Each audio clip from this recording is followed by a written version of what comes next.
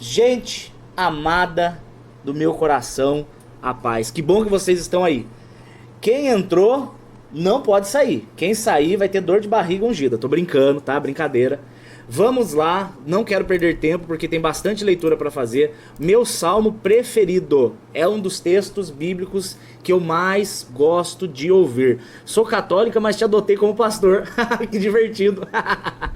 Eu não gosto de rótulo evangélico, católico. Eu não me importo com isso. Eu gosto de uma pregação primitiva.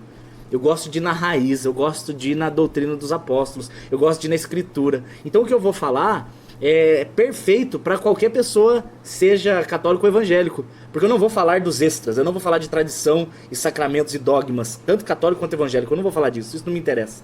Eu quero falar da origem, a nossa origem, que é a doutrina dos apóstolos, evangelho, o Novo Testamento. Apesar de que hoje nós vamos falar do velho, né, o Salmo 34. Vamos lá, Salmo 34 diz assim: louvarei ao Senhor em todo tempo. O seu louvor estará continuamente na minha boca. Fabi, só convidar que eu vou correndo. Amo ir para esse lugar. Que eu quero falar hoje com vocês? Primeiro, Salmo 34, Salmo de Davi. No momento em que ele foi perseguido por Saul, lembra quando Davi fingiu que era louco? Davi começou a espumar pela boca, começou a disfarçar que ele era louco para não ser morto. Nesse momento Deus o livra. E depois de ter sido livrado, Davi escreve esse salmo. Só algumas curiosidades. O livro dos Salmos é um ajuntamento de 150 poemas, ou orações, ou cânticos. A função, a intenção dos salmos não é doutrinária. Então por que eu digo isso? Porque tem gente que tem o costume de dizer: eu leio a Bíblia todo dia, eu leio um salmo todo dia. Não é o suficiente. Os salmos, eles não têm a função, a ideia principal de ensinar a doutrina. O que é doutrina? É o tal podes e não podes das escrituras. Os salmos, eles são muito mais voltados a louvor e adoração, as promessas de Deus, a leitura dos salmos, ela te dá a palavra, inclusive, para orar. É ótimo. Quando você não sabe o que dizer, leia os salmos em forma de oração, leia orando. Mas ele não é o ideal você falar assim: eu leio um salmo por dia, então eu leio a Bíblia. Não, você não está lendo a Bíblia, você está lendo salmos. Você precisa ler principalmente o Novo Testamento, principalmente as cartas de Paulo. O Evangelho, Mateus, Marcos, Lucas e João, eles vão focar o ensino sobre quem Jesus é. Você, ao ler Mateus, Marcos, Lucas e João, você vai entender quem de verdade é Jesus, e você não vai ficar repetindo as coisas que os outros falam, porque falam muita besteira. Fala-se muito do Jesus amor, mas o Novo Testamento mostra muito o Jesus justiça de Deus.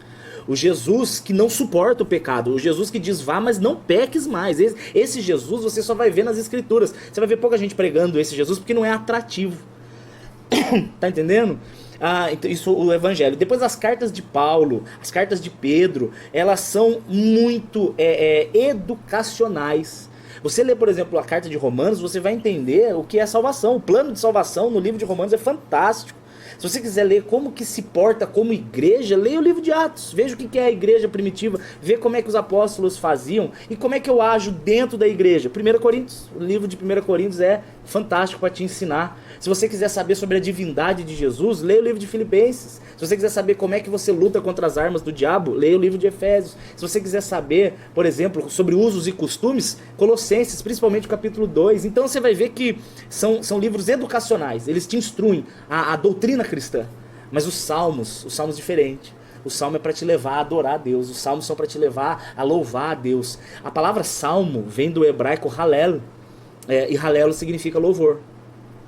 Uma palavra que vocês conhecem, aleluia, né? Halel e Yah, é uma junção dessas duas palavras. Halel, louvem, é uma ordem, é louvor. E Yah é a primeira parte de Yahvé. Yahvé é o nome do Pai, né? Quando você vai falar exclusivamente do Pai, se fala Yahvé, ou Yahweh, ou Jeová. Enfim, isso não importa muito. Mas como o judeu, né, ele levava muito a sério a questão do não tomar o nome de Deus em vão. Então eles não diziam Yahvé, eles só diziam Yah. Yah já é subentendido que está falando do Pai. Então para falar louvado seja Deus, eles falavam Halel Yah. E daí é a origem do aleluia. Então esse Halel vem dos Salmos. É louvor, livro dos Halel, livro dos louvores, livro da adoração a Deus. Aleluia, então é louvado seja Deus. Ou quando você diz aleluia, a ideia é uma ordem sendo dada. Você diz louvem a Deus. Louvem quem? Eu e você, minha alma e a tua alma, louvemos ao Senhor. Isso que é a ideia do aleluia. Por isso que não fale no plural, tá? Aleluias no plural judia os ouvidos, porque não existem dois deuses. Se você está falando aleluias, você está dizendo louvado seja Iás, mas não tem dois Iá, é um só, é só um Iavé. Então o correto é você falar aleluia no singular, tá bom? Então o livro dos Salmos, ele tem mais ou menos uns 73 salmos que são de Davi. Nem todos os salmos têm autores bem identificados. Um terço dos salmos ninguém sabe quem escreveu. Tem outros salmos, por exemplo, que o Salomão escreveu o Salmo 73. Salmo 72 foi o Salomão que escreveu. Agora eu confundi, depois eu confirmo. Salomão escreveu um, Moisés escreveu o Salmo 90, tem os filhos de Corá, tem os profetas, outros sumos sacerdotes que escreveram, mas esse 34 foi o Davi. E ele é o meu preferido, e eu vou mostrar pra vocês por que ele é o meu preferido, porque ele fala um pouco de tudo que precisa. E quando eu leio, dependendo da situação que a minha alma se encontra, eu entendo uma coisa, eu vejo uma coisa, é muito fantástico. Vamos lá. Louvarei ao Senhor em todo o tempo, o seu louvor estará continuamente na minha boca. Palavra-chave do verso 1. Palavra-chave aqui é louvor. Louvor. Essa é a palavra-chave do verso 1. O que Davi está ensinando aqui pra gente? O que Deus está falando através do rei Davi para nós? Que louvar ao Senhor não é condicional a alguma coisa boa que aconteceu. Ele diz assim, louvarei ao Senhor em todo o tempo. Eu vou louvar a Deus nas coisas boas e nas coisas ruins. Eu vou louvar a Deus quando alguma coisa acontece e quando nada ainda aconteceu. Deus tem me ensinado muito nesses últimos dias a louvá-lo pelo que Ele vai fazer. Às vezes a gente pensa assim, olha, eu tô lutando por um emprego, tô buscando um emprego, tá? Eu tô buscando um emprego, tô buscando uma cura, estou com Covid, vou dar um exemplo, estou com Covid, ainda não fui curado, mas eu já vou louvar a Deus. Por quê? Porque eu já sei que Ele vai fazer o melhor. Então eu já estou louvando, não porque Ele fez, mas porque Ele é aquele que faz, por quem Deus é. Eu não posso condicionar o meu louvor ao momento de quando eu estou feliz ou quando eu estou triste, porque o louvor, ele é principalmente especial nos dias de tristeza. Ele levanta a alma caída. Muitas e muitas vezes eu estou angustiado, mal, triste, chateado, cabeça pesada. Aí eu entro no meu carro, coloco um louvor, coloco lá um Asaf, um Jesus em tua presença e choro, e o louvor, a adoração levanta o meu espírito. Deus ainda não fez. Eu ainda estou com um problema pesando na minha mente, mas o louvor vem e levanta a minha alma e nós caminhamos por cima e aí nós vemos. É interessante demais isso. Porque você pode pegar um dia de chuva. Uma vez eu fui visitar ele em Brasília e estava uma chuva horrível. E o céu em Guarulhos estava fechado, estava tudo escuro, bem preto mesmo o céu. E uma chuva, o avião até esperando um pouco para sair. E eu já tenho horror de avião, já comecei a passar mal, já deu vontade de fazer cocô na calça. Eu tenho horror de altura. Eu tenho medo de poucas coisas nessa vida, mas eu tenho medo de marimbondo. Eu tenho medo tenho medo de altura. Tenho medo dele com TPM, tenho pavor. Faço um pentagrama de chocolate em volta dela e fico orando para expulsar aquela entidade. Porque não é ela, sabe? E aí eu olhei assim aquela chuva horrorosa. E o avião foi, e quando ele subiu e ele passou daquela nuvem preta, feia, o sol estava lá. O sol estava lindo, o sol brilhando, o sol rachando, a luz até ofuscou o olho assim, eu estava na janela, até doeu os olhos. Eu falei, meu Deus, o sol não deixou de brilhar, mesmo aquela nuvem estando cobrindo as minhas visões. A minha visão, né, porque eu não tenho duas visões, a não ser que eu tenha dois olhos, mas enfim. Jesus, ele não deixa de reinar só porque a situação é contrária. Por isso que o louvor, ele tem que ser contínuo. O louvor é continuamente, ele não sai da minha boca. Se Deus fizer, Ele é Deus. Se não fizer, Ele é Deus. Se a porta abrir, Ele é Deus. Mas se fechar, continua sendo Deus. Deus, ele deve ser louvado. Ele não merece ser louvado. Ele deve ser louvado. Por que eu digo que ele não merece? Porque tem hora que eu não vou sentir que ele merece e eu estou errado, porque a situação está contrária, eu estou chateado. Deus, então eu não vou te louvar porque não está tudo bem. Estou errado, eu tenho que louvar porque ele é maravilhoso. E ele vai fazer o melhor. E ele então é digno de todo louvor. E ele merece sim, apesar de eu achar que não. 2, minha alma se gloriará. Eu gosto quando vocês prestam atenção nas palavrinhas. A minha alma se gloriará no Senhor. Ele não fala minha alma se gloriará pelo Senhor. Não é através do Senhor, é no Senhor. Muitas vezes a Bíblia vai colocar, a gente tem uma coisa no nariz aqui. Ele vai muitas vezes colocar Jesus como um lugar. Toda vez que você vê a Bíblia falando de Deus como um lugar, é o esconderijo do Altíssimo. A minha alma se gloriará nele. Não é por causa dele, é nele. Estar em Jesus é estar num ambiente formado pela presença dele. A presença de Jesus modifica o ambiente aonde eu me encontro. Então você tem que entender que eu e você, nós somos o templo do Senhor, no sentido de que ele habita agora em nós. Então aqui a palavra-chave é presença, aqui ó, presença no Senhor. A minha alma se gloriará no Senhor, é nele, estando nele. Como é que eu estou nele? Invocando a presença. Antes de qualquer tipo de surtada, antes de qualquer tipo de briga, antes de qualquer tipo de tentação, cara, antes de tomar qualquer decisão, antes que a sua mente comece a processar os seus pensamentos, você, antes de tudo, você coloca a presença do Senhor, você traz, você invoca a presença do Senhor. Invoca-me no dia da angústia, eu te livrarei e tu me glorificarás. Filipenses capítulo 4, não andeis ansiosos por coisa alguma, antes apresentai a Deus as vossas orações, súplicas e petições e tal. Então antes da decisão, antes do medo, antes da raiva, antes da tentação, antes da decisão, põe o Senhor, traz o Senhor, nele. Senhor, invoca a tua presença, Espírito Santo vem, enche esse lugar, enche o meu coração, enche a minha mente, enche os meus lábios. Senhor, eu te desejo, eu te adoro. Aí o que acontece? A presença do Senhor nos enche e nós nos gloriamos nele, entendeu? Os mansos ouvirão e se alegrarão. A outra palavra aqui, mansos. Quem são os mansos? São aqueles que não são movidos pelos desejos. Isso é uma pessoa mansa. A pessoa mansa é a pessoa que ela tem o direito, mas ela abre mão desse direito porque não importa mais o que Deus quer. Não importa mais o que eu quero, importa o que Deus quer. Manso, aquele que abre mão pelo Senhor. Então eu vou te dar um exemplo. Uma pessoa faz uma postagem falando mal de você, contando mentiras, um monte de mentira ao seu respeito. Você tem todo o direito de responder, você tem todo o direito de brigar, você tem todo o jeito de expor a mentira, você tem todo esse direito. Mas o Senhor vem e fala, não faça isso não, porque a justiça do homem, a ira do homem não opera a justiça de Deus. Não faça isso não.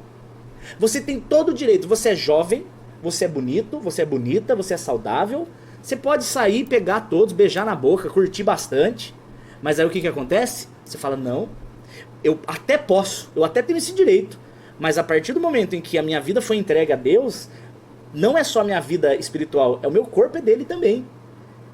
Meu corpo, minhas regras, no corpo de Cristo é assim que funciona também, é o corpo dele, as regras dele. Então eu tenho o direito do pecado, mas eu entrego para ele. Eu prefiro obedecer. Isso é ser manso, é abrir mão em nome do Senhor. Verso 3. Engrandecei ao Senhor comigo, e juntos exaltemos o seu nome. Juntos, comigo, família. Esse é o plano de Deus. O plano de Deus é a igreja. O plano de Deus é que nós andemos juntos. Eu estava conversando isso ontem com alguns irmãos da igreja. Eu não tenho, por exemplo, a unção profética que a Elinéia tem. Eu não tenho, não é o meu estilo. Eu não sei fazer o que ela faz. O Espírito Santo usa ela de um jeito diferente do meu. Eu preciso dela na unção que ela tem. E ela precisa de mim na unção que eu tenho. Quando nós estamos andando juntos, nós somamos as nossas forças, nós multiplicamos a nossa força, nós multiplicamos a nossa capacidade como igreja. Por isso que é muito feio pastores que são centralizadores, porque os pastores centralizadores, eles acham que eles têm a capacidade de fazer tudo, eles não têm. Deus, ele faz de propósito, uns sendo mão, outros sendo pé, outros sendo ombro, outros sendo até o bumbum, para que o corpo inteiro esteja de forma unida e de forma onde um soma com o outro, um anda com o outro, e Deus age na união da igreja. Gente, pode ter certeza, quando você é o tipo de pessoa que quer andar sozinho, você não vai chegar em lugar nenhum. Por isso que esse negócio de eu e Jesus em casa é criminoso. Você está impedindo que Deus te use na vida de outras pessoas, impedindo outras pessoas de ser usada na sua. Nós temos que andar em bando. É comigo, é junto, eu e você, preciso de você. Precioso és para mim, querido irmão. Eita, esses louvores velhos são bons de Deus, são bons demais. 4. Busquei ao Senhor e Ele me respondeu e me livrou de todos os temores. Olha a sequência aqui. Buscar, encontrar, livrar. Para que Deus cure os meus medos, é preciso primeiro que eu o encontre. Mas como que eu vou encontrá-lo? Quando eu buscar de todo o coração. O início do processo é buscar a Deus de todo o coração. Muita gente fala pra mim, pastor, eu tô muito triste, eu tô muito chateado, eu não consigo, minha vida dá tudo errado, o que eu faço? A pessoa perde os frutos. Como é que eu dou frutos? Cara, qualquer botânico vai dizer pra você, se você quer colher frutos, a árvore precisa estar bem regada, a árvore precisa estar bem plantada, a árvore precisa estar bem alimentada. Como é que tá a sua intimidade com Deus? Precisamos estar bem plantados em Jesus para que aí nós possamos dar frutos. E esses frutos, eles são em várias áreas, não é só o fruto do Espírito, não. Existe bênção, existe também ministérios, existe também relacionamentos, existe o profissional, existe a saúde. Estou falando sério, porque quando eu estou pleno de Jesus, eu tenho até vontade de fazer exercício. E olha que para mim, isso é milagre. Mas quando eu estou bem com Jesus, eu tenho vontade até de ir para academia. O primeiro ponto para qualquer vida saudável em todas as áreas, inclusive o seu físico, o seu relacionamento, o seu emocional, é buscar a Deus. Porque buscando a Deus você encontra, e encontrando a Deus você dá frutos em todas as áreas. A gente acha às vezes que buscar a Deus é só para uma cura, para uma salvação. Não, cara, buscar a Deus é para você ter sabedoria, até por exemplo, para saber que eletrodoméstico comprar. Cara, você chega pra comprar, aí você vê aquele que você gostou muito, mas daí você vê aquele outro que é mais útil. Aí Deus, ele até fala pra você, filho, não vai na aparência não, vai no que é útil, não faça dívida, compra esse que é o que você tem dinheiro agora. Você pensa, cara, até nisso Deus ajuda. Mas o segredo para qualquer vida feliz é estar plantado no Senhor. Para isso, busque de todo o coração. E é interessante que ele fala assim, ó, eu busquei ao Senhor e ele me respondeu.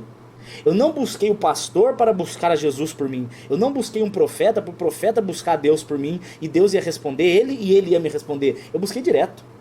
Livre acesso. Então a palavra-chave aqui do verso 4 é buscar. Buscar-me-eis e me achareis quando me buscar de todo o coração. Hoje eu estava conversando com um irmãozinho meu que ele está com problema com masturbação, para variar, né? Jovem, solteiro com problema de masturbação. 10 em 10 jovens cristãos sofrem com esse problema. E aí ele vira e fala assim pra mim, pastor, como é que eu faço para não cair mais? O problema não é a queda. O problema é, imagina uma bola de neve, ele quer saber como é que ele faz pra bola de neve desse tamanho não estourar. Cara, se a bola de neve ficar desse tamanho, ninguém segura mais. Nós temos que segurar essa bola de neve antes que ela se forme. Então a gente volta no alto da montanha e vai analisando, por que você caiu nisso? Ah, você caiu nisso porque lá atrás você estava pensando o que não devia, conversando o que não devia, assistindo o que não devia. Corta aquilo que te impede de chegar a Deus para que aquela bola de neve não seja nem criada. Então a pergunta que eu faço é, como é que está a sua busca por Jesus? Quanto tempo faz que você não ora? Quanto tempo faz que você não chega e lê a palavra e conversa de Jesus com alguém? Ele falou, pastor, faz dias. Então é óbvio que você vai cair. Então ao invés de brigar pela fonte, pelo fruto, ao invés de brigar pelo fruto, vamos analisar a fonte. Como é que está a tua busca? Como é que está o teu desejo? Como é que está a tua intimidade? Como é que está a tua alegria no Senhor? Aí, por consequência, os frutos virão. Aí ele vai te livrar de todos os teus temores. De todos os teus temores. 5. Olharam para ele e foram iluminados. E os seus rostos não serão confundidos. Verso 5. O 5 é olhar não confundido. O que é um olhar não confundido? Gente, tudo que brilha é ouro? Com certeza não. Tem muita coisa que brilha que não é ouro.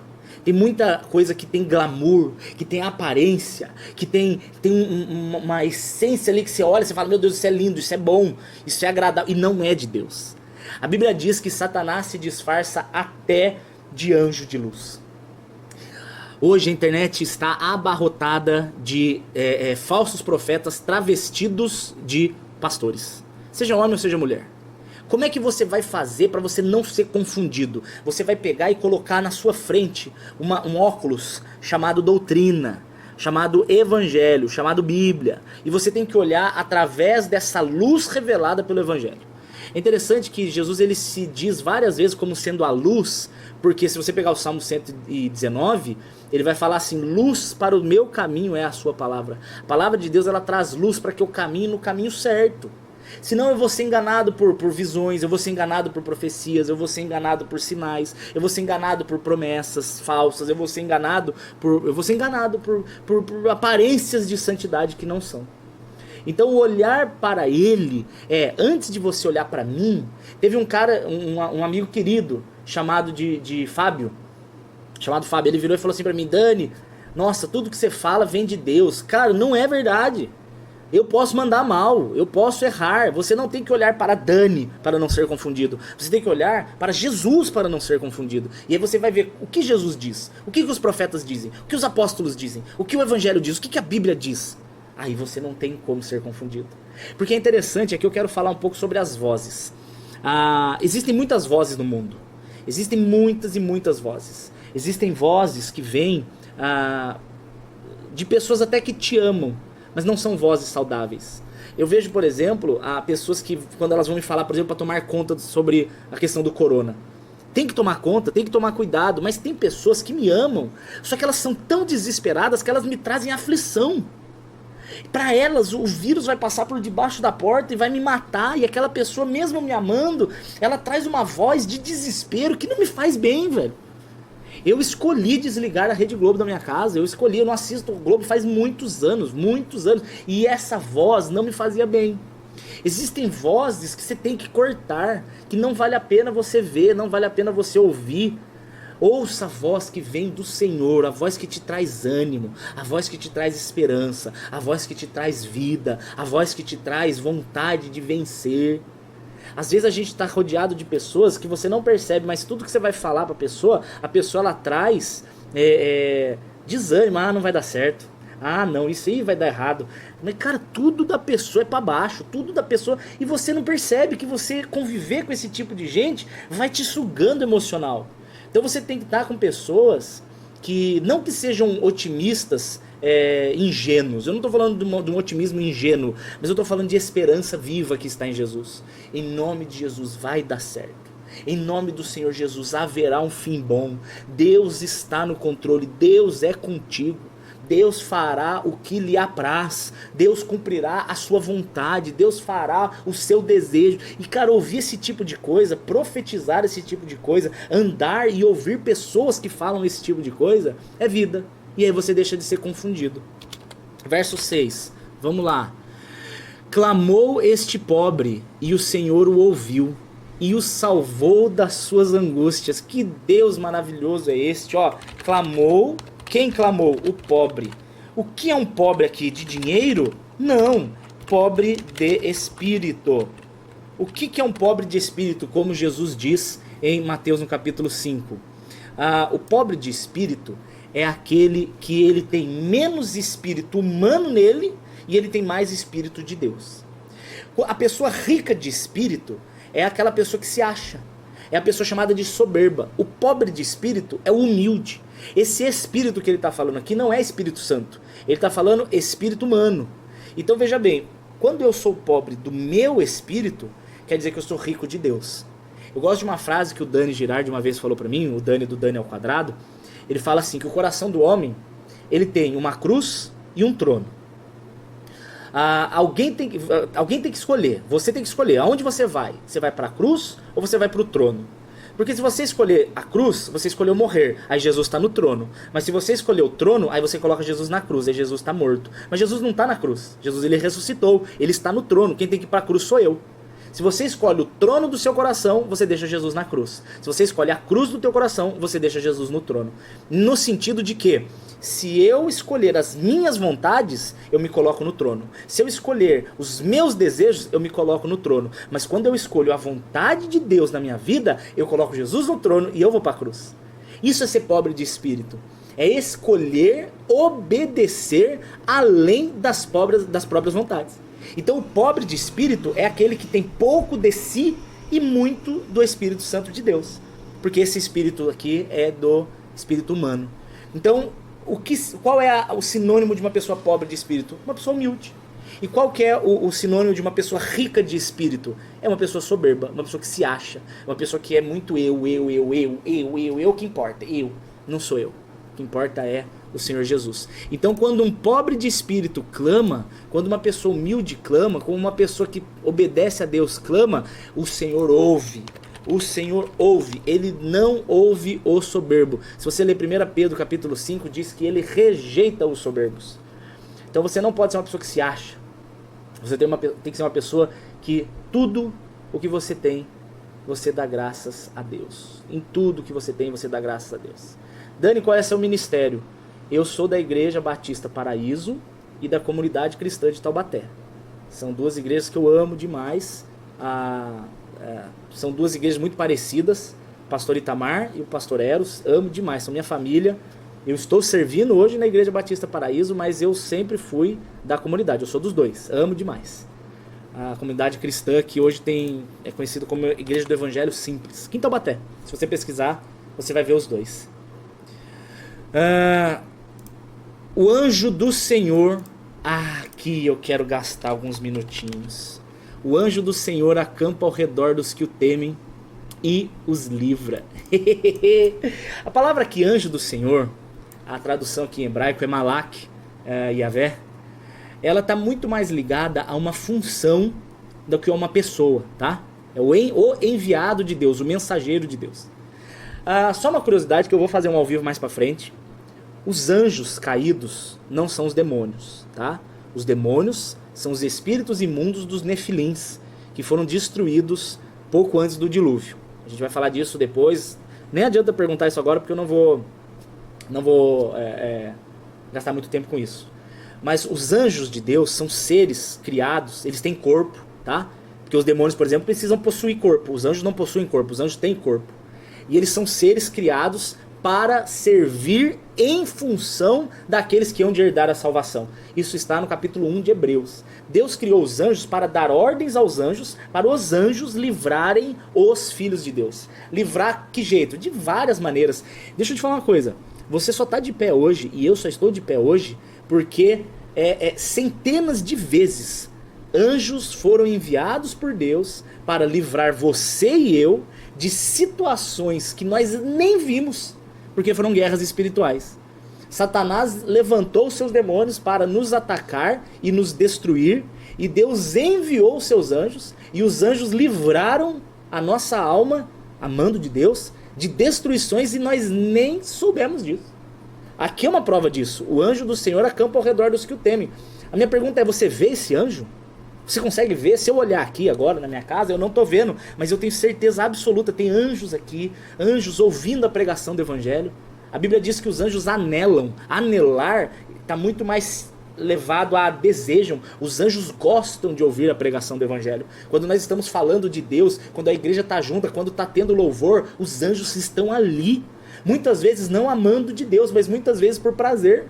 Eu já ouvi num grupo cantando, de todo o coração louvando a Deus, eu ouvi vozes de pessoas que eu não sabia quem era. Eu estava na igreja onde eu conhecia todo mundo, eu sabia as vozes de todo mundo, eu sabia, era um grupo pequeno, um grupo seleto ali louvando, e eu ouvia reverberar vozes que não era de ninguém de que estava ali. Tenho certeza absoluta que eram anjos cantando. E é engraçado que eu ainda ouço na internet que eu sou um pastor sensacionista. Olha, eu tenho que ouvir cada... Não posso falar bosta, né? Escandaliza, né? Mas eu tenho que ouvir cada uma aqui. Meu Deus do céu. Aonde que eu sou sensacionista? Creio nos dons, creio no poder do Espírito Santo, creio na manifestação do Espírito Santo. Alguém falar que eu sou sensacionista, a pessoa tem que ser muito idiota. Os anjos, eles são seres. Os anjos, eles são seres criados para agir em favor daqueles que hão de herdar a salvação. Alguém perguntou se os anjos não fazem só o que Deus manda. Não necessariamente. Os anjos são desobedientes, tanto que os anjos caíram. Muitos anjos caíram porque desobedeceram a Deus. Hoje você vai ver que os anjos caídos que se envolveram com as mulheres, porque veja bem, nem todos os anjos caídos se envolveram com mulheres. Muitos anjos caíram. Satanás trouxe muitos anjos. Desses anjos que caíram com Satanás, que foram enganados por Satanás, uma parte deles se envolveu com as mulheres e tiveram filhos, que eram os nefilins. Esses anjos que se envolveram com mulheres foram lançados no Tártaro, foram presos. Os outros anjos são as potestades do ar, esses outros anjos caídos. E os demônios são os nefilins. Esses anjos que se envolveram com mulheres, eles estão presos em cadeias. Por que eles estão em cadeias? Porque se Deus não prendesse eles, eles desobedeceriam de novo. Então você vê que eles têm a opção de escolha. E eles escolheram desobedecer, mesmo habitando cara a cara com Deus. Mesmo habitando ali, vendo o próprio Jesus, eles escolheram o pecado. É uma loucura, mas não é o assunto de hoje. Agora, o que esse texto aqui me deixa, assim, de forma preciosa? Saber que o Senhor se importa comigo ao ponto de disponibilizar os seus soldados angelicais, os seus seres, para cuidar de mim e de você, cara. Aqui eu acho interessante porque quando você vai ler o original, o Malak Elohim, ou Malak Yavé, ou Ben Elohim, tem duas palavras diferentes para filhos de Deus ou enviados de Deus. Muitas vezes ele é usado como uma teofania, é o próprio Jesus. Muitas vezes é o próprio Jesus. E nesse caso eu não creio que por quê? Porque se eu falar que o anjo do Senhor aqui é Jesus, e eu falo que Jesus acampa ao meu redor, então a Bíblia é mentirosa, porque a Bíblia diz que ele fala que o Senhor habita no meu coração, na forma do Espírito Santo. Então Jesus não está ao meu redor, Jesus habita em mim. Eu habito nele, ele habita em mim. 1 Coríntios capítulo 6, o Espírito do Senhor habita em nós, somos templo do Espírito Santo. A arca onde Deus habitava, lá no Velho Testamento, dentro do templo, hoje nós somos essa arca. Deus habita em nós. Então como que eu posso dizer que o anjo do Senhor aqui é Jesus, se ele habita ao meu redor, se ele habita em mim? Então eu não creio que aqui seja Jesus, eu creio que esse anjo do Senhor específico é um enviado de Deus. Estão perguntando sobre a parte dos anjos terem filhos, os nefilins. A Bíblia fala disso em Gênesis capítulo 6. Muita gente tenta dizer que é mentira porque os anjos não casam e dão em casamento. Isso está falando sobre formar família. Em nenhum momento Jesus disse isso sobre a questão sexual dos anjos. Os anjos, se você ler Judas capítulo 1, né, só tem um na verdade, se não me engano o verso 6, o verso 5 ou 6, fala que os anjos deixaram a sua habitação natural. A habitação aqui é corpo. Não está falando de casa. Ele não deixou a casa, ele deixou o corpo natural. Ele assumiu uma forma humana, como se... Não que assumiu uma forma humana, mas eles deixaram a santidade deles e se envolveram com as mulheres. Isso trouxe uma abominação e Deus ficou irado. Trouxe a destruição dos nefilins e trouxe o dilúvio. O dilúvio ele não veio pelo pecado. O dilúvio ele veio pela transgressão dos anjos. Tá lá no capítulo 1 de Judas. Você vai ver o livro de Jubileus, o livro de Enoque, que são apócrifos. Por isso que eu não gosto muito de... Eu não gosto de bater martelo nessas não vou falar teorias, mas conjecturas, tá? Não gosto de falar muito dessas conjecturas. Porque são livros não canônicos, né? Não estão dentro dos 66. Apesar de que na igreja primitiva se usava muito. Os pais da igreja usaram muitas vezes o livro de Enoque e o livro de Jubileus. Eu vou chamar o mestre querido Dionei e nós faremos juntos um ao vivo sobre isso. Eu já estou construindo com ele essa ideia. Mas o anjo do Senhor... O que importa é que Deus manda seres poderosíssimos para habitar ao seu redor e te proteger de todo tipo de ataque maldito do diabo. Deixa eu te falar uma coisa interessante. Aqui, a Bíblia diz que o anjo acampa ao redor. O que é interessante é que ele acampa ao redor. Beleza. Propositalmente, a Bíblia diz em 1 Pedro 5 que o Satanás ele anda ao derredor. Então, antes do Satanás me tocar, ele precisa passar por essa proteção espiritual que Deus coloca em mim. Desde que eu não permaneça no pecado. Por favor, preste atenção aqui. Eu, Dani, amo Jesus. O Espírito Santo me conquistou. O Espírito Santo se revelou. Eu amo a Deus de todo o meu coração. Não quero largar Jesus, não quero abandonar Jesus. Mas eu erro, eu peco, eu tropeço, eu penso, eu desejo, eu tomo decisões erradas, eu faço muitas coisas erradas. A diferença é que aquele que é cheio do Espírito, ele não consegue permanecer em paz pós o pecado. Então a diferença entre o salvo e o não salvo não é que o não salvo não peca, porque isso é impossível. Ambos pecam, mas o não salvo não se incomoda. E o salvo é incomodado pela presença do Espírito. O arrependimento, então, ele não é um sentimento voluntário. O arrependimento é um sentimento gerado em nós pela presença do Espírito. Eu, estando cheio do Espírito, após o pecado, o Espírito Santo me incomoda de uma tal maneira que eu sou levado a me arrepender. Então o arrependimento é um sentimento gerado por Deus. Por isso que as pessoas falam, Dani, como assim? O cara peca à vontade e no final da vida ele vai lá e se arrepende? Não, o arrependimento não é voluntário, não é uma decisão que se toma. É que a presença do Espírito Santo me constrange no amor, não é no medo. Eu fui tão amado que eu falo, meu Deus, Jesus me amou tanto que eu não posso fazer isso, eu não devo fazer, eu não fui chamado para ser assim, não é assim que eu respondo, não é assim que eu reajo. Aí eu sou levado a me arrepender. E sendo levado a me arrepender, eu confesso o meu pecado. Então o que é interessante é que é o seguinte, se eu, conhecendo a Deus, peco, o Espírito Santo grita, ele me traz o arrependimento, mas eu rejeito, eu permaneço voluntariamente no pecado, eu escolho, porque, gente, tropeço é você errar, se arrepender, levantar, tropecei. Você tá caminhando, você tropeça na pedra, opa, pequei, Deus já te corrige, pum. Outra coisa é você tropeçar e cair, e você cai, e você fica caído, e o Espírito Santo está gritando, e você está ignorando. Você está no erro, você está no pecado, você está na mentira, você está na ira, você está na soberba, você está no ego. É questão de tempo para Deus permitir que essa brecha seja aberta, e esse cuidado, essa redoma, que era o esconderijo do Altíssimo, que o anjo do Senhor acampava, você está dando legalidade. E essa brecha, essa proteção, ela é aberta, não porque Deus quer, não porque o anjo quer, mas porque você permitiu pela sua desobediência. Então essa brecha é aberta e Satanás, ele te toca. Então aqui é interessante você ver que o Senhor, ele é longânimo, para dar tempo para que todos se arrependam. Mas eu gosto muito de um texto de 1 Timóteo 5, ó, vou colocar aqui para você ver. 1 Timóteo 5, deixa eu só lembrar qual que é, se é o 18, não. Aqui, 24. Ele fala assim, o pecado de alguns homens são manifestados, expõe, Deus permite a exposição, precedendo o juízo, ou seja, antes do juízo. Por quê? Para que dê tempo de arrependimento.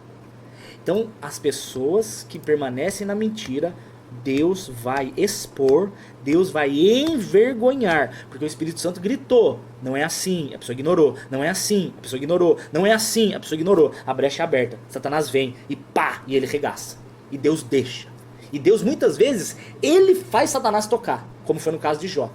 Satanás, na vida daquele que nasceu de novo, Satanás não é mais o inimigo das nossas almas é o nosso velho homem.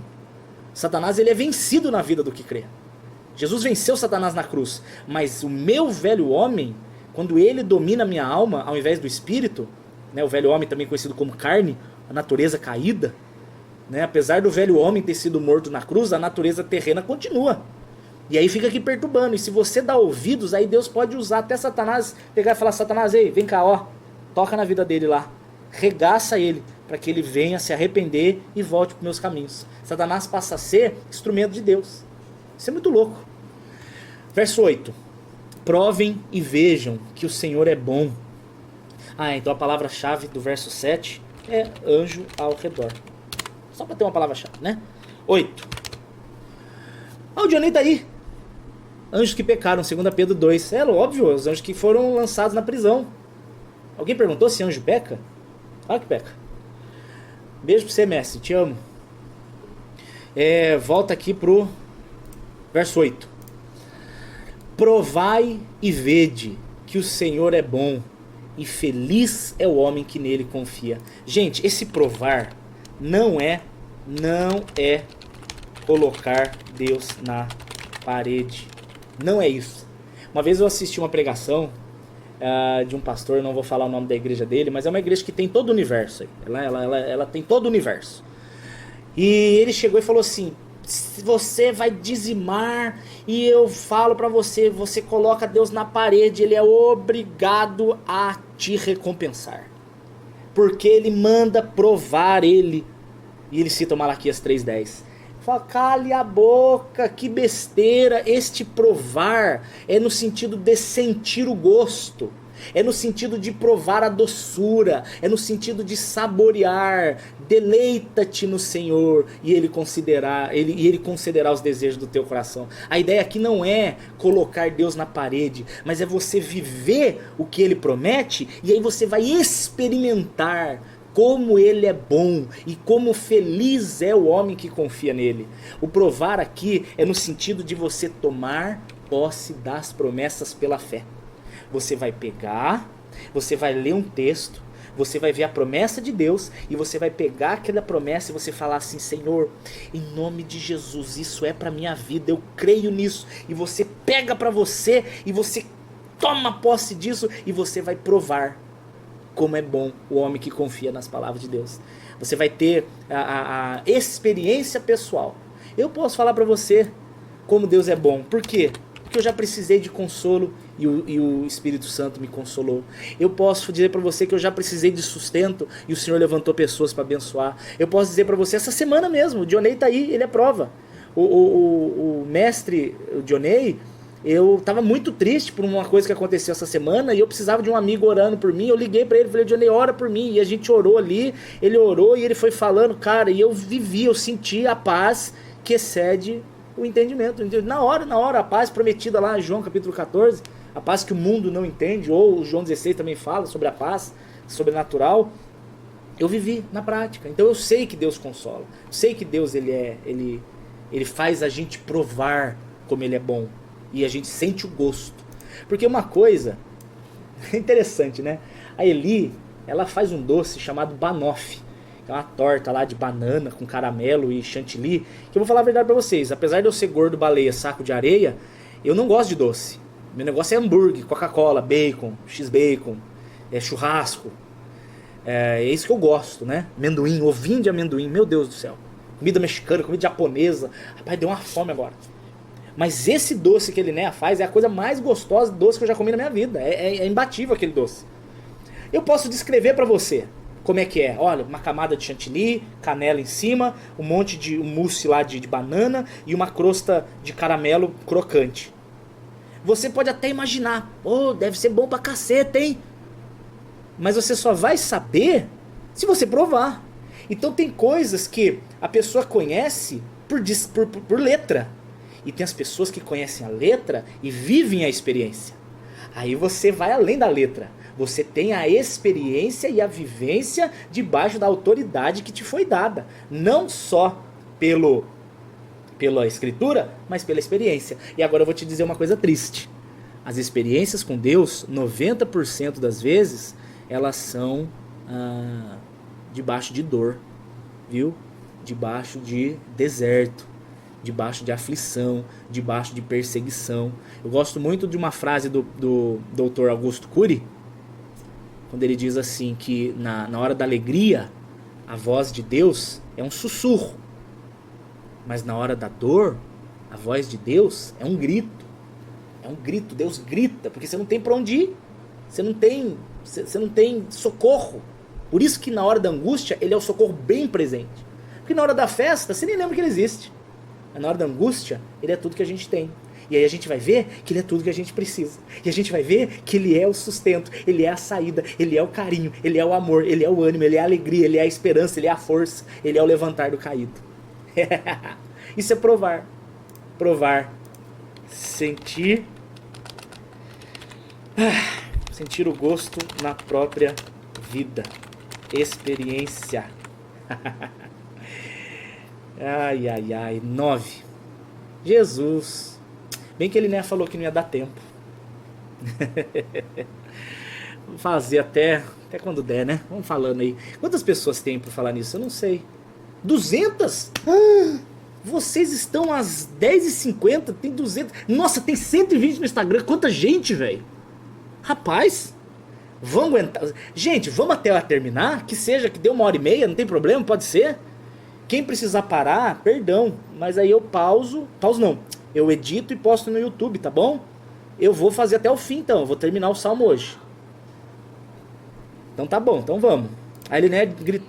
Eliné, desculpa, mas a galera falou vamos. Aí agora tá difícil. A minha esposa tá dizendo até a metade. Vocês estão dizendo vai inteiro. Eu vou ter que fazer inteiro, porque eu tinha falado já antes dela falar. Verso 10, eu vou acelerar. Verso 9. Temei ao Senhor, vós, os seus santos, nada falta aos que o temem. Meu Deus, olha isso aqui. Já me animou. Vigília do sobrepeso, é nós. Se bem que eu tô emagrecendo, graças a Deus. Aqui, primeiro, temer, palavra-chave 1. Palavra-chave 2, não é temer, do ex-presidente, tá? É temer, não é temer, temer.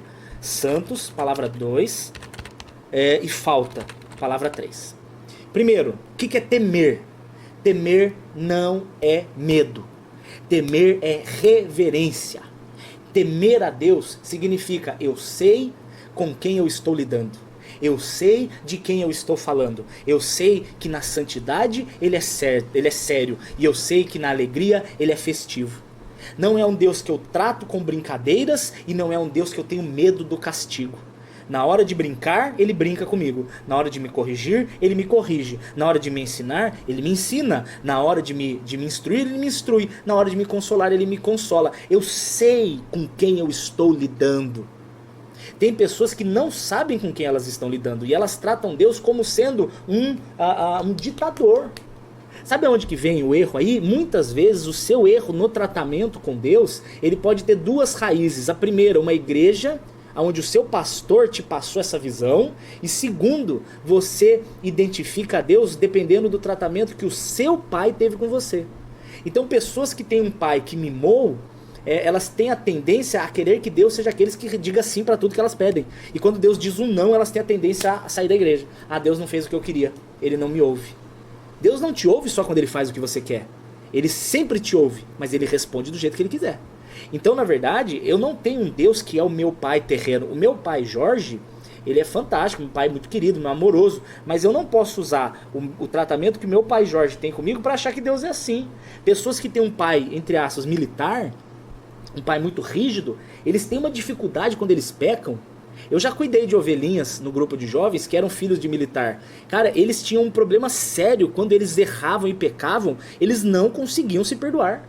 Eles tinham aquele sentimento de academia militar, sabe? De que Deus iria puni-los, de que por causa do pecado eles passariam o final de semana preso, de que por causa do pecado eles teriam decepcionado o pai deles. Então ficava aquela tensão, pequei, logo sou um miserável, mereço mais a salvação. Então, cara, a gente tem que temer no sentido de eu sei com quem eu estou lidando. Sei de quem eu estou falando. Tenho reverência na hora certa, me alegro na hora certa, brinco na hora certa, choro na hora certa. Porque o que é muito feio é você tratar a Deus de forma irreverente na hora errada. Gente que não dá, por exemplo, valor na hora do culto. O culto acontecendo, a pessoa tirando selfie. O louvor acontecendo, a pessoa lá no fundo conversando. O ensino da palavra sendo dado, a palavra sendo pregada, e a pessoa provocando, brincando uma com a outra no meio do culto, não dando o louvor que é devido. Não tendo a reverência que é devida. Isso é temer a Deus. Palavra 2, Santos. O que é Santos? É o time de futebol do Neymar. Santos significa separados para. Olha que interessante. A raiz da palavra morte significa separado de. E a raiz da palavra santo significa separado para. A pessoa que está morta, como Efésios capítulo 2 diz, mortos em delitos e pecados, ela está morta no sentido de separado de Deus. Mas os que são santos, os que foram santificados e nasceram de novo, eles estão separados para Deus. Olha que interessante. Nós estamos neste mundo, mas não somos deste mundo. Porque mesmo habitando neste mundo, nós estamos separados para o nosso Deus. Olha que coisa linda. E aí, a esses que o temem e que são santos, nada falta. A Bíblia não diz que Deus suprirá os seus caprichos, ainda que algumas pessoas sejam tão amadas por Deus que Deus dê bolo de churros para essas pessoas. No meu caso, o mimo maior que eu tive foi que eu falava: Senhor, quero muito casar com uma loira linda de Jesus. E Ele me deu uma loira maravilhosa de Jesus. Isso é só puxando o saquinho para ver se eu tenho recompensa daqui a pouco. Mas o Senhor, Ele promete o quê? Vamos pegar, por exemplo, Mateus capítulo 6. Ele fala sobre as demais coisas serão acrescentadas. Quais demais coisas? As que foram prometidas antes. Jesus ele promete roupa e Jesus promete comida. Ele garante que vestimenta, e eu entendo ali a vestimenta como sendo moradia também, não só roupa, mas eu entendo um lugar para habitar, né, como se fosse uma família. Deus ele te dá um lugar para morar, para vestir, para habitar e sustento.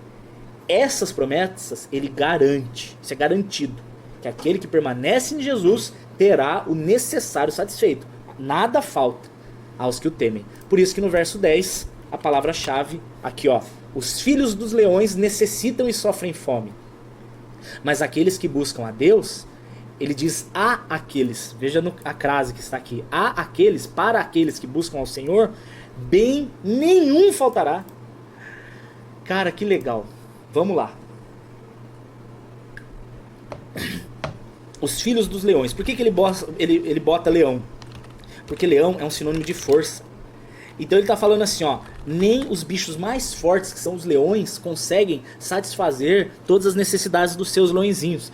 Mas eu, que sou acima de qualquer força, eu consigo. Então ele está falando assim, ó, eu sou acima de qualquer força, eu estou acima de chefes, eu estou acima de governos, eu estou acima de principados, potestades, o Senhor está acima de tudo.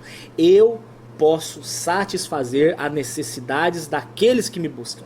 Então nada falta. Verso 11. Rapaz, isso é uma promessa fantástica. Vinde, meninos, e me ouçam, e eu vos ensinarei o temor do Senhor. Quem que vai? Meninos. Se não formos como crianças, não entraremos no reino dos céus. Isso é a promessa de Mateus capítulo 18. Isso é uma promessa condicional. O que sentido de menino? Na inocência da dependência. Essa é a palavra-chave da criança. Na onde que Deus manda nós sermos como crianças? É infantil? É inexperiente? É bobo alegre, brincalhão? Não. Se você chegar para uma criança, o que você falar, ela confia. Se você pegar uma criança e você fizer uma promessa, ela vai acreditar. Ela vai descansar naquela promessa.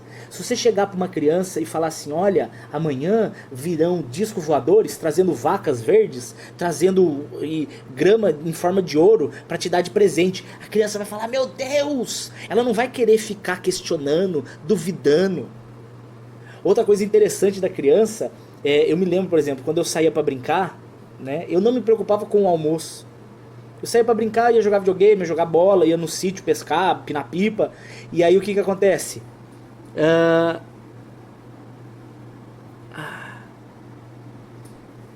O que acontece? Eu não me preocupava com o almoço. Vai faltar comida. Não, por quê? Porque eu sabia que o pai e a mãe, ele ia suprir aquela necessidade. Então a criança, ela descansa sabendo que o pai supre a necessidade. Vou fazer o verso 12. Eu não vou aguentar fazer tudo, gente. Já tá doendo minha garganta. Eu vou fazer eu vou fazer o resto amanhã. Eu peço perdão pra vocês, mas já começou a coçar minha garganta. Eu não vou forçar, senão eu fico sem voz. Eu quero agora orar com vocês. Me perdoem porque eu prometi fazer tudo, mas eu não tenho... tá coçando, sabe? Começa a arder, eu não quero forçar não. Venham meninos e ouçam-me, e eu vos ensinarei o temor do Senhor. Olha só um pouquinho.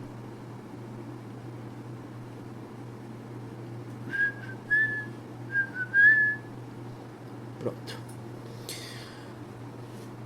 Amanhã às 10 horas a gente termina, tá? Vamos orar, gente? Vamos terminar orando? Senhor Jesus, muito obrigado pelos seus ensinos de hoje. Muito obrigado pela sua palavra de hoje. Muito obrigado por esses ensinamentos preciosos, Pai, pelas essas promessas preciosas. Obrigado, Senhor, porque o Senhor tem sido tão fiel. O Senhor tem cuidado de nós em todas as coisas. O Senhor tem se mostrado o nosso sustentáculo. Quantas vezes, Pai, gigantes foram levantados para tentar nos parar.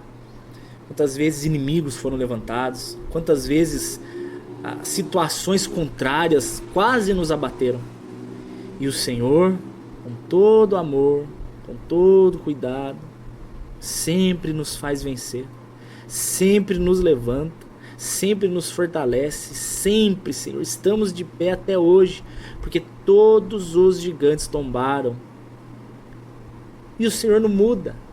O Senhor que foi o mesmo que me livrou até hoje, que nos livrou até hoje, é o mesmo Senhor. A palavra diz no capítulo 13 de Hebreus, lá no verso 8, que Jesus ele é o mesmo ontem, hoje, eternamente. O Senhor é maravilhoso demais, Pai. E eu agradeço do fundo do meu coração, Senhor, por o Senhor ter se revelado a nós. Hoje eu fiquei muito feliz, Jesus, porque tinha mais ou menos 200 pessoas aqui no Facebook, Senhor, e mais 100 e poucas pessoas no Instagram. E são pessoas que o Senhor escolheu para estar aqui ouvindo, aprendendo, entendendo, sendo consolado, sendo fortalecido, sendo animado, Pai, para que essa semana seja uma semana de vitória em nome de Jesus. Eu repreendo sobre a vida de vocês todo o desânimo, toda perseguição, todo espírito imundo está repreendido em nome de Jesus. No nome do Senhor Jesus, que coisas sobrenaturais aconteçam na sua vida, que respostas de oração sejam dadas na sua vida, que curas milagrosas, que há portas de emprego, que bênçãos que vocês tanto precisam, o Senhor derrame para cumprir o propósito que Ele tem, porque para cumprir o propósito dele não há impossíveis, não há quem impeça o plano de Deus na sua vida, ninguém pode impedir o que Deus quer fazer na sua vida. Em nome de Jesus Cristo, recebam a paz que vem do alto, recebam a paz que vem do Santo Jesus. Amém. Vou chamar amanhã o mestre Dionei para fazer comigo, se ele quiser. Eu suspeito que ele vai querer, porque o Dionei ele é super disponível e vai ser uma benção. Quero deixar aqui, se alguém quiser fazer parte dessa obra, é para quem quiser, tá? Quem quiser fazer parte dessa obra, essa obra ela é sustentada por vocês. Deus usa vocês para sustentar essa obra. Desde o frango assado que eu comprei hoje no almoço até, enfim, a conta de internet, tudo vem de pessoas que abençoam. Quem quiser, tá aí o número do CPF, que é o Pix, né? E eu só te peço duas coisas. Eu preciso de duas coisas. Primeiro, eu preciso que você me mande um ônibus e e-mail para eu poder orar por você. Eu faço questão de orar por quem abençoa. Eu fico muito feliz. E segundo, porque eu preciso declarar o imposto de renda. Então eu preciso depois você dê os seus dados, né? Só no começo do ano. Desse ano, graças a Deus, já foi. Para eu poder declarar, porque apesar de sermos cidadãos celestiais, nós temos que ser cidadãos terrenos, né? Temos que seguir a lei. Dani, você recebe oferta a partir de quanto? Pelo amor de Deus, não existe valor. Deus que me livre de algum dia colocar valor na obra. Deus que me livre. Misericórdia. Eu acho horrível, nunca darei valor, nunca, jamais. Outro compromisso meu, nunca na minha vida cobrarei para pregar o evangelho. Nunca, nunca, never. A igreja que quiser chamar eu e Eli para pregarmos o evangelho, nós vamos com o maior amor do mundo. Eu só vou calcular o valor da viagem, lógico, eu não vou pagar do meu bolso, né? Não faz sentido. Mas nunca vou cobrar, nem eu nem a Elinéia. Vou mandar uma mensagem pro mestre, se ele puder. Já deu um joinha que vai. Então amanhã às 10 horas a gente termina esse salmo com os comentários extremamente profundos e ricos do Dionei. Em nome de Jesus. Amo vocês. 22 horas amanhã, 22 horas. Amém? Tchau. Amo vocês. Deus abençoe.